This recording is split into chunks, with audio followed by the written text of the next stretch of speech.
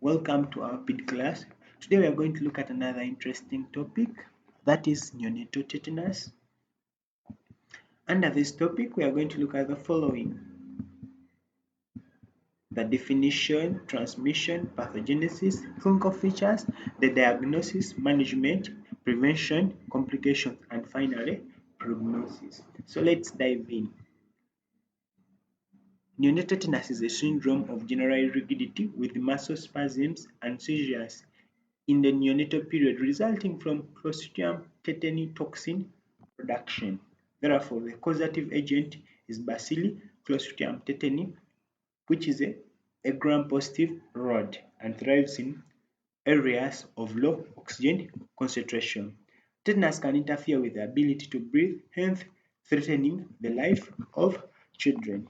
How is it transmitted? Mostly in the infants, you have you have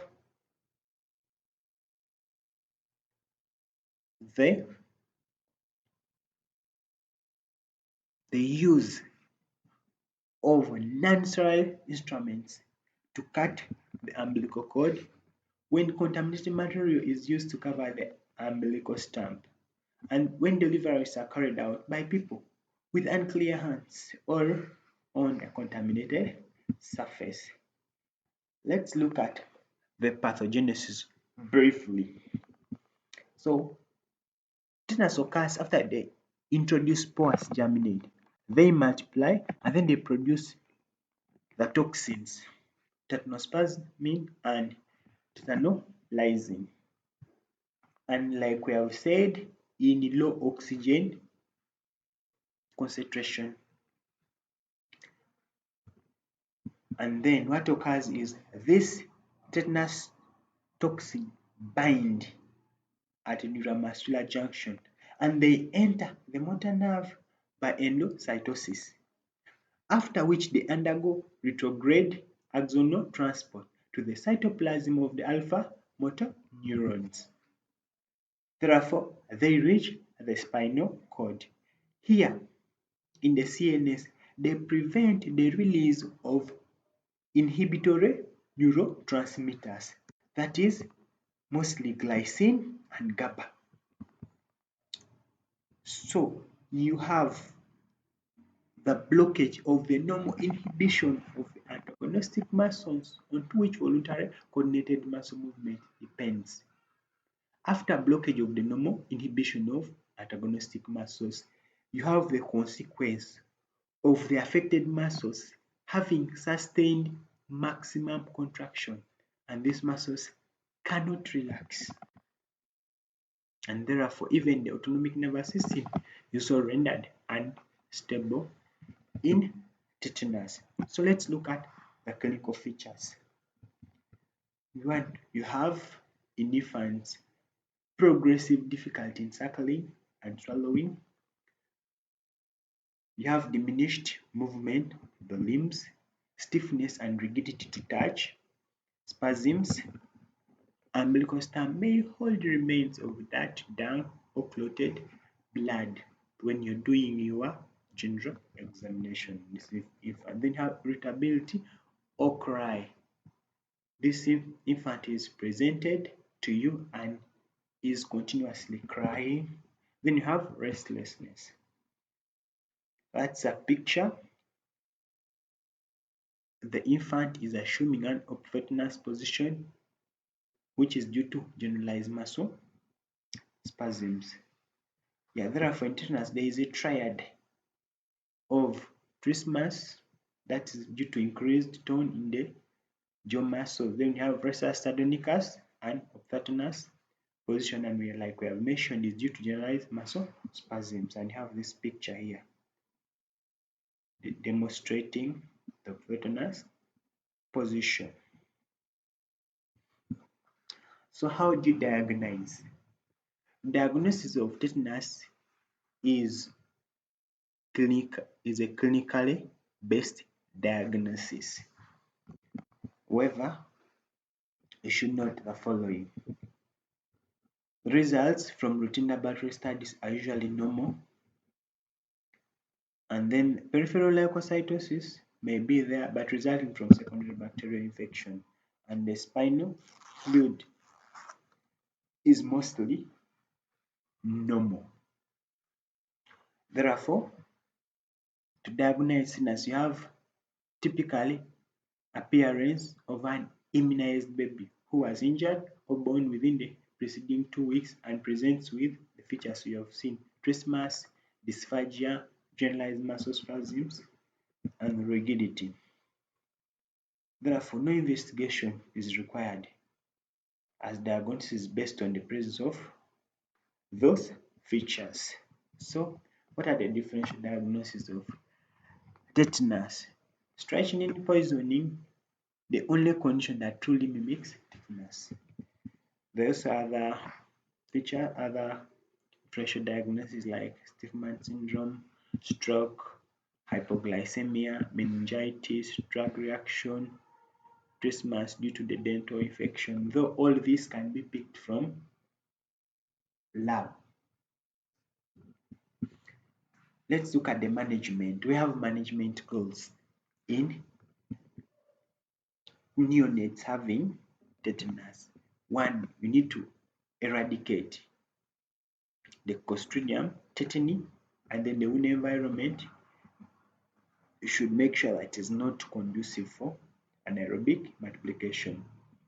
As we have said, tetanus thrives in conditions of low oxygen supply. That's why you need to eliminate that environment. Then also neutralization of all accessible tetanus toxin. You have to neutralize the toxin that has been produced, and control of seizures in case they are there, and support the respiration, and prevention of meticulous supportive provision of meticulous supportive care, and then prevention of the recurrence of the spasms. So generally, the nursing care should be done in a dark, quiet environment because the noise can trigger the spasms. The noise, the environment with a lot of light and increased temperature. Then also suction the mouth and turn the infant every 30 minutes after sedation. You also ensure hydration and feeding, and then so to achieve those treatment goals, one, for the control of spasm, we give diazepam 0.2 mg per kg IV, or you can also give 0.5 mg per kg rectal every 1 to 4 hours. Then also you neutralize the toxin by giving the human tetanus immunoglobulin 500 international unit IM. Then in addition, you give the first dose of the vaccine in these infants. Then you eliminate the source of toxin by cleaning and debridement of the infected umbilical cord. Then you also give the antibiotics, that is metronidazole.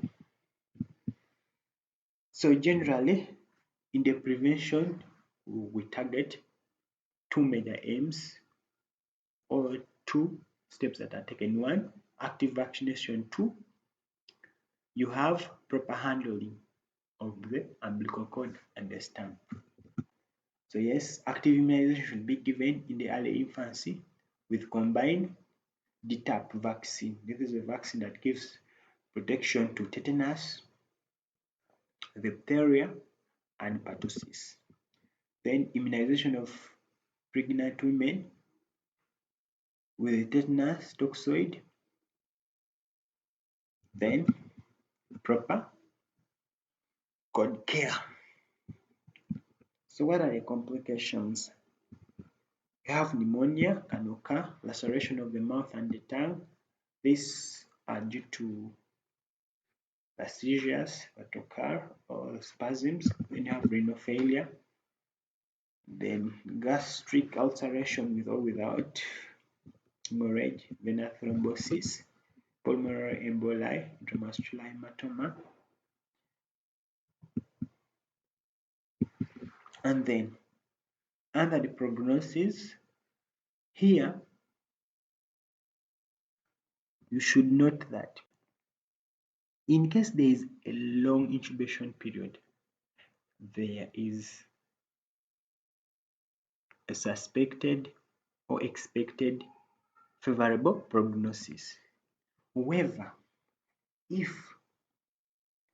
the symptoms appear within a few days after infection, in that case, the prognosis may not be favorable, as seen here. Favorable prognosis is associated with a long incubation period, an absence of fever, and localized disease.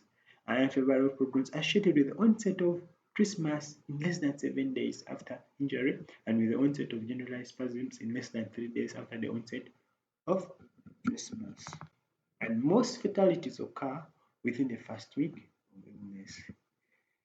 Thank you for listening. I hope you have learned something. Therefore, in case you want to learn another topic, you can suggest the topic in the comments. Otherwise, let's meet in our next lecture. Subscribe to my YouTube channel. See you. Enjoy your day.